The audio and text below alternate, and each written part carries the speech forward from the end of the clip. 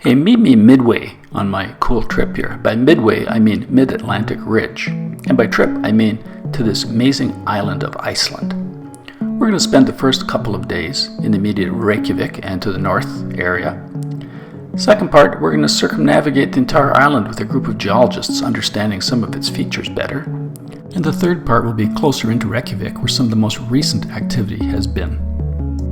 Flying from North America over Greenland, the clear, dry air really lets us see the topography, the snow-capped mountains, and the glaciers flowing between them with the moraines. It was an odd road in the middle of nowhere, kind of ending in the middle of nowhere too, which I've never been able to figure out. The glaciers end up in the fjords, and the ice breaking off forms icebergs, up to a couple of kilometers around the entire coastline like a giant shield, and eventually drifting down to Newfoundland. As our jet descended down towards Keflavik International Airport, we could see the recent volcanic activity of only a couple of months ago. It's pretty crazy how Icelandair has almost a monopoly, bringing in zillions of tourists every year. But we forced ourselves to stay awake and walk around the town, seeing some of the shops, getting coffee, and trying to get ourselves connected to the time zone as quickly as possible. The downtown is quite small, but really quite interesting and full of interesting shops. But we started to see a theme emerge. From Reykjavik's beautiful new arts center called the Harp, which is stylized lava basalt columns, looking like crystalline glass on the outside, to rock sculptures with a person buried inside a lava column. This lava motif is everywhere, and it's part of the culture, and it's kind of fun to start looking for it. Candies, chocolates, crackers, jewelry, architecture. The cladding of this building was actual lava columns that had been sliced sideways, extremely heavy finish for a building.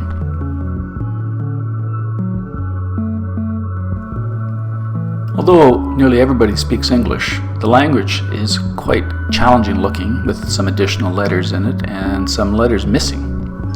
But like German, simple nouns are strung together and it makes sense. So Vik is bay, Rekja is smoky or steamy from the vents, and Reykjavik, a steamy bay. We headed north to Snaefellsness, which is snow, lone mountains, and a peninsula of land. It makes sense.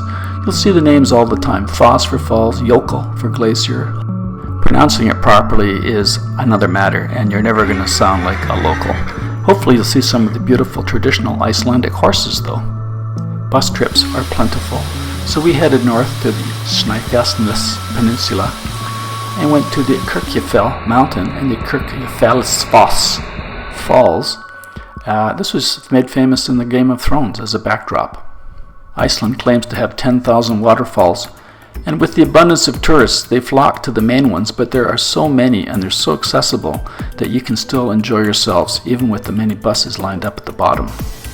As you explore some of these fantastic volcanic features, cliffs, blowholes, lava tubes, a lot of them are not signed in terms of dangers and hazards, and often the only indication is a small string telling you where you shouldn't walk over.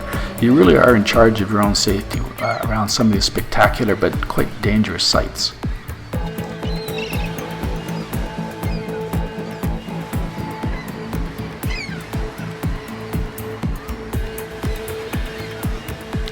Even wandering off the path on a lava field covered in moss, you can drop into a hole and disappear and never be heard from again, or so we were told. The Reykjanes Geopark is about an hour outside of Reykjavik, towards Grindavik, the town that was hit by lava in the spring. It is where the mid-Atlantic ridge rises out of the ocean and comes up onto land and cuts across Iceland, leaving it on the north coast. Many of the volcanic features that you'd expect to see with a spreading ridge here, from the basaltic columns, the cooling columns, to some of the offshore islands, of which used to host the Great Auk. Unfortunately, the last one was shot here a number of years ago, and this was used as the site for filming the Will Ferrell Eurovision movie. You can still play on the original keyboard. Behind it is the Grindavik geothermal field. The active volcanic activity is very close to the surface here, and you can visit the hot springs that are bubbling up just along trend to the field. The largest mud crater in Iceland is right here. It wasn't active while we were here. There was a vent next to it that was extremely active. It's very loud, and you can get quite close to it and really feel the heat when it's going in your direction. We're only going to have a short visit to Grindavik in this video. Just to the northwest of it is the famous Blue Lagoon Resort and its hot pools. It was flooded with lava in the spring of 2025. The picture from the Grindavik Golf Club just outside Grindavik shows the volcanoes in the background, and they managed to build this golf club between two big lava fields. The lava crept over the parking lot of the Blue Lagoon and damaged quite a lot of the infrastructure. Fortunately, it never did hit the geothermal plant right next to the Blue Lagoon and the source of its hot water. It did, though, get to Grindavik, and a berm was built immediately around the edge of the town to try to protect the houses that were in the flow of the lava. The berm was fantastically effective, but the damage from earthquakes and the destruction of infrastructure to the town has meant that nobody has been allowed to return on a full-time basis. We're going to be visiting Grindavik again in the future videos, and stay tuned and we'll see you in part 2. Thank you for watching.